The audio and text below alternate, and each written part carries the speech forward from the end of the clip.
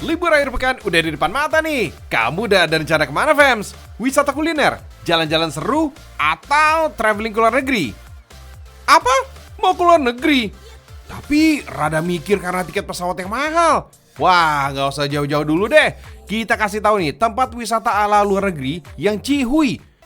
Bahkan lengkap dengan kuliner khasnya loh. Mantap nggak tuh? Nggak usah pakai lama. Cus, kita berangkat!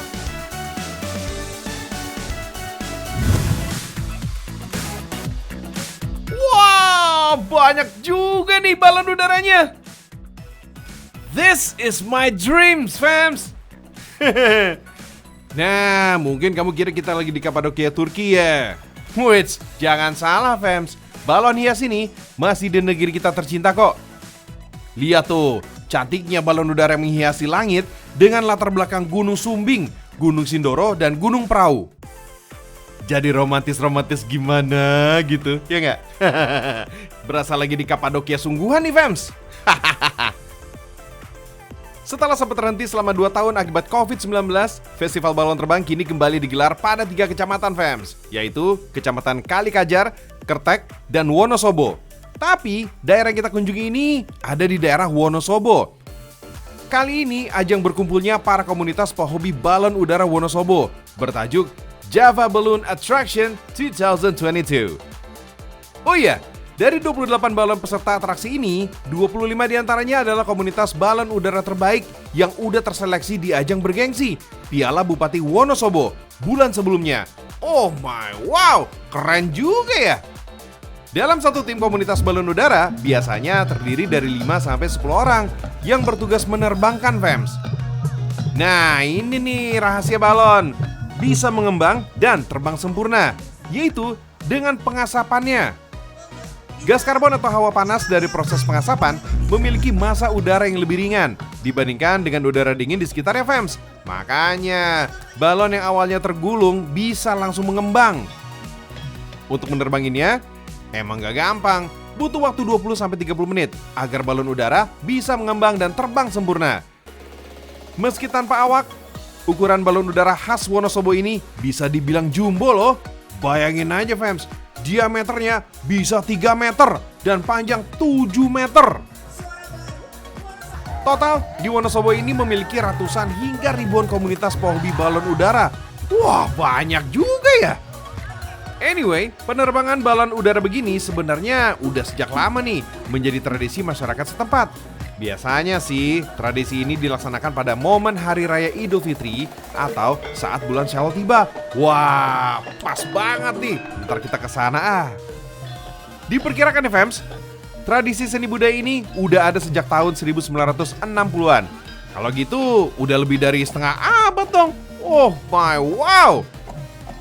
Berbeda dengan perlombaan balon udara sebelumnya, penyelenggaraan Java Balloon Attraction 2022 ini, kegiatan penerbangannya dibuat serentak. Uniknya nih, fams, balon udara yang terbang ini bisa membentuk 4 formasi, berupa destinasi wisata unggulan di Kabupaten Wonosobo, Jawa Tengah. Misalnya aja, formasi Gunung Sindoro, Telaga Menjer, Waduk Wadas Lintang, dan Gunung Prau. Rata-rata ketinggiannya antara 15-30 meter, fams. Keren deh pastinya. Fams, ketinggian terbang ini juga menjadi strategi yang harus diperhatikan loh. Kalau terlalu tinggi, keindahannya bisa jadi berkurang. Soalnya gak bisa difoto karena kecantikan motif balon udara jadi tak terlihat. Jadinya ya percuma deh. Saat diterbangkan, operator yang bertugas di bawahnya juga harus mengatur posisi balon udara supaya gak nabrak balon lain di sekitarnya. Oh iya, waktu terbaik untuk menerbangkan balon adalah saat pagi hari, fams, antara pukul 6 sampai jam 9 pagi. Nah, lewat dari jam tadi, biasanya angin semakin besar dan sulit dikendalikan. Maklum aja deh, musuh terbesar penerbangan balon udara adalah angin, fams. Di Indonesia, menerbangkan balon ini juga nggak boleh sembarangan loh, fams. Demi keselamatan bersama, ada undang-undang yang harus dipatuhi, berupa Peraturan Menteri Perhubungan Nomor 40 Tahun 2018 tentang penggunaan balon udara pada kegiatan budaya masyarakat. Makanya itu, balon udara wajib ditambatkan alias diikat supaya nggak lepas, fams, dan membahayakan lalu lintas pesawat di udara. Oh iya, Penemuan balon udara diperkirakan terjadi pada tahun 1780-an oleh dua kakak beradik di sebuah desa kecil di negeri Perancis dan jauh di sana. Wah, jadi pengen nih naik balon udara dari Wonosobo ke Perancis. Bisa nggak ya?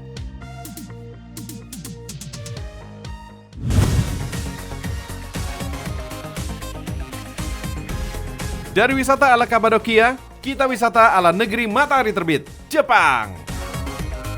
Konnichiwa.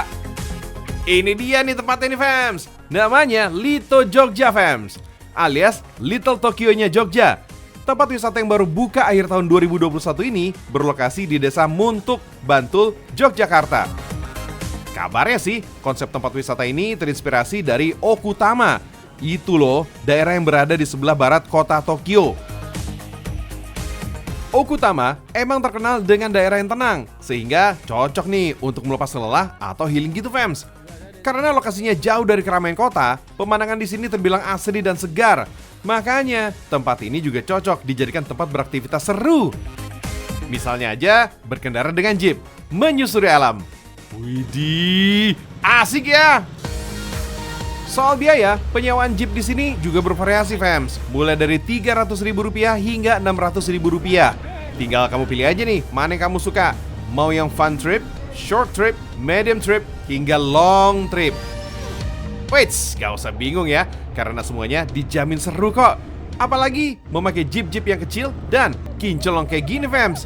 Siapa sih yang gak tertarik untuk menjajal berpetualang dengan jeep? Wisata dengan jeep selalu memiliki daya tarik tersendiri fams. Apalagi trek yang dilalui ini memiliki view terbaik dan menantang. Nah, di sini kita juga masih bisa merasakan suasana pedesaan atau perkampungan yang tenang. Banyaknya hutan pinus di sepanjang jalan dan area persawahan yang indah sangat menyegarkan sekali fams. Medan yang sulit, jangan khawatir. Kendaraan jeep memang diperuntukkan untuk menghajar segala medan fams. Trek sungai pasti bisa kita lewati kok. Meski air sungainya cukup tinggi, dijamin bisa memacu adrenalin kamu deh. Go, go, go! Terobos terus sungainya, ayo!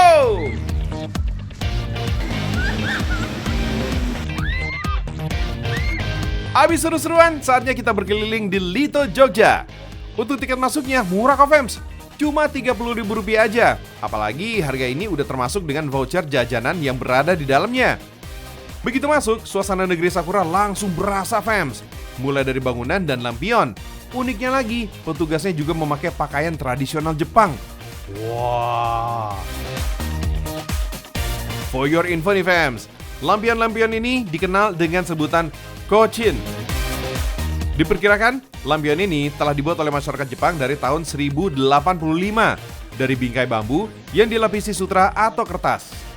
Sampai sekarang sih, keberadaan lampion ini masih dijaga sebagai tradisi dan digunakan sebagai penghias di area tempat ibadah, kuil, dan acara festival di negeri Sakura tuh. Mau pakai baju tradisional Jepang? Bisa dong. Joy hitung ya. 1, 2, 3. Tada! Wih, jadi pangling deh. Makin cantik pula. Nah, kalau kamu kira baju tradisional ini disebut kimono, salah ya. Baju tradisional ini namanya yukata fams. Serupa tapi tak sama. Yukata sering disebut casualnya kimono fams. Biasanya digunakan saat musim panas karena bahan yang tipis. Sedangkan kimono lebih sering digunakan dalam acara formal. Untuk harga, kimono juga lebih mahal. Kalau udah puas jalan-jalan, kita kulineran yuk. Kita kulineran menu ala Jepang fams. Namanya juga tempat wisata ala negeri Sakura. Menu yang disajikan juga menyesuaikan dong. Kelihatannya enak ya. Uniknya, menu minuman di sini juga mewakili 4 musim di Jepang fams. Nah, minuman yang berwarna cerah ini namanya Miyakojima Summer, yaitu salah satu pulau yang menjadi tujuan wisata kapal pesiar saat musim panas fams. Lalu, Ogasawara Winter yang merupakan penghasil kopi di Jepang fams. Unik-unik kan? Mau main air? Di sini juga ada kolam renangnya kok. Komplit ya. Abis capek-capek berkendara jeep, bisa main air juga nih. Wah, seger. Kalau belum kenyang, kamu bisa memesan floating food tray yang disajikan dan dapat disantap langsung di dalam kolam renang fams. Jadi makin romantis ya. Cemilan-cemilan ini dijamin bisa menemani kamu ngobrol di dalam kolam renang. Ngecil lah pokoknya fams. Ada yang spesial nih di lokasi wisata ini fams. Ini dia, balon udara fams. Gak terbang kaleng-kaleng kok. Pengunjung juga bisa ikutan terbang juga. Seru gak tuh? Fams, balon udara di sini menggunakan zat helium. Bahan inilah yang membuat balon mengudara. Untuk naik balon udara, maksimal hanya bisa ditumpangi 3 orang aja atau berat maksimal 220 kg. Agar lebih aman, di beberapa sudut balon diikat dengan tali sling yang mampu menahan hingga beban 1 ton fams. Tiap sling ini juga dipegang erat oleh petugas untuk mengatur arah balon terbang dengan sistem katrol. Istilahnya, petugas di sini mahir membaca angin untuk mengulur atau menarik tali. Oh iya, balon udara ini mampu terbang hingga ketinggian kurang lebih 40 meter fams. Seru nggak tuh? Dijamin bisa memacu adrenalin. Apalagi saat angin kencang, ngeri-ngeri sedap gimana gitu. Hehehe, bercanda deh fams. Kalau lagi angin kencang, balon udara tidak diperbolehkan terbang karena guncangannya bakal sangat berasa. Bisa-bisa nanti kamu malah panik lagi. Fams, biaya naik balon ini sekitar Rp250.000 sampai Rp400.000 untuk durasi 7 hingga 15 menit. Kalau udah naik, wah bikin nagih nih. Terutama pas saat menikmati pemandangan. Beuh, cakep deh. Gimana? Menarik ya? Cus, masukin ke destinasi liburan kamu ya fams. Gak bakalan nyesel deh.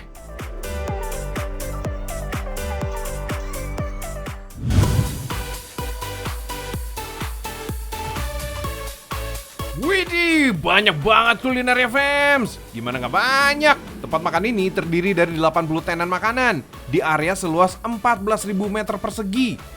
Yang bikin wow sih, tempat makan tematik ini terbesar di ibu kota, Jakarta.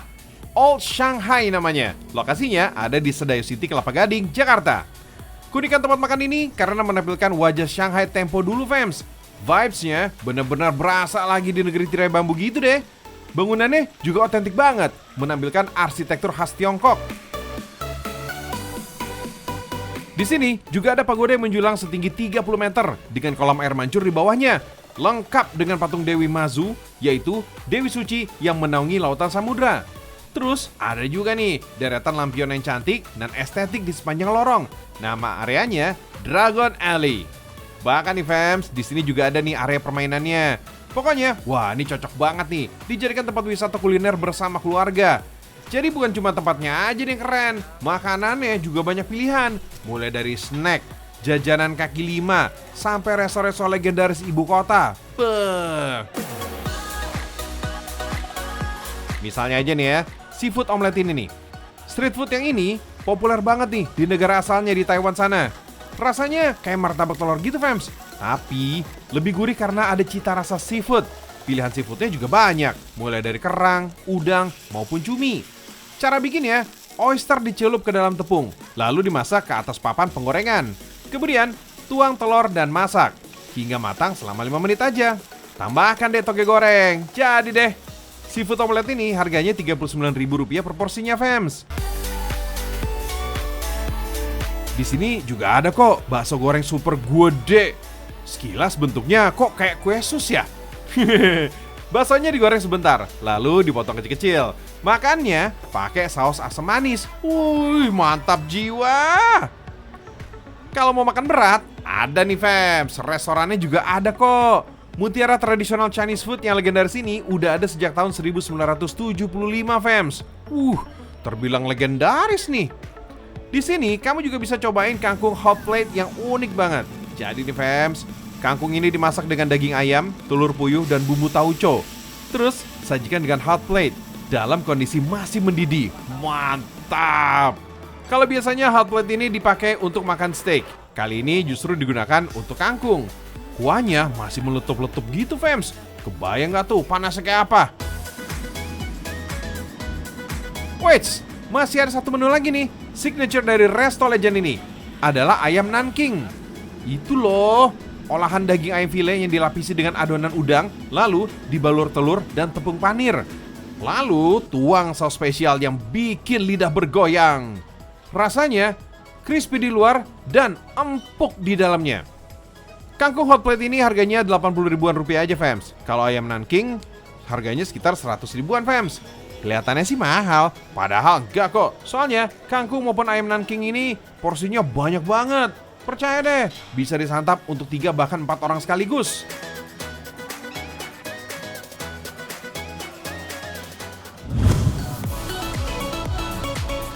Wisata kuliner ini juga punya ornamen ala mancanegara fams. Tuh, cakep ya? Tempat jajan baru ini namanya Petak 6. Ingat ya, Petak 6, bukan Petak 9. Soalnya lokasi keduanya berdekatan di daerah Glodok, Jakarta. Gak cuma ornamen lampion, di sini juga terdapat payung warna-warni. Nah, asiknya lagi nih fams, di sini ada 50 gerai makanan Cina alias Chinese food. Widih. Tenang fams, tenang. Gerai-gerai di sini halal semua kok. Suasananya juga nyaman. Meski nggak pakai AC, nggak berasa panas sama sekali. Siang bolong sekalipun tetap adem. Soalnya atap bangunan Petak 6 ini tinggi banget. Jadi ventilasi dan sirkulasi udaranya bagus. Nah, kamu mesti tahu nih fams, Petak 6 ini dulunya adalah gedung parkiran mobil fams. Sejak 2020, bangunan 2 lantai ini disulap jadi tempat makan yang ramai pengunjung. Wah, cakep. Pada hari biasa aja ada 1.000 orang yang datang ke sini. Pas weekend lebih banyak lagi loh, bisa 2 kali lipat fams. Mantap. Makanannya juga unik-unik fams. Best sellernya ini ada cempedak Cik Lina. Tempat makan yang sudah buka sejak tahun 1997 ini, dalam sehari bisa laku sampai 250 buah cempedak goreng. Wah, banyak ya. Cara bikinnya, buah cempedak diiris tipis dulu nih. Lalu campur dalam adonan tepung. Terus digoreng deh. Fams, buah cempedak ini didatangkan langsung dari Bangka dan Kalimantan. Buah yang satu ini ternyata musiman. Mulai ada pas bulan Desember sampai Maret. Harganya Rp25.000. Aromanya mirip pisang fams, tapi rasanya lebih mirip seperti nangka. Cuma bedanya cempedak ini lebih lembut. Enaknya nih, cempedak ini dimakan pakai kuah gula aren. Hauce. Ada lagi nih yang gak kalah unik. Bakpao panggang khas Taiwan, namanya Wo Ai Pao. Kalau biasanya bakpao ini dibikinnya dikukus. Bakpao yang dipanggang ini selama 10 menit. Uniknya, bakpao dipanggang pakai arang. Masih tradisional banget nih. Arang sengaja dipilih karena bisa memberikan tekstur panggang yang lebih otentik dibanding pemanggang modern. Bakpao panggang khas Taiwan ini ada 3 rasa loh fams. Ada ayam madu, ayam lada hitam, dan kacang merah. Harganya Rp25.000 per buah. Rasanya juga beda, lebih terasa smoky atau berasap gitu fams. Terus ukurannya juga jauh lebih gede dibanding bakpao yang biasa kita makan. Wah, mantap ini.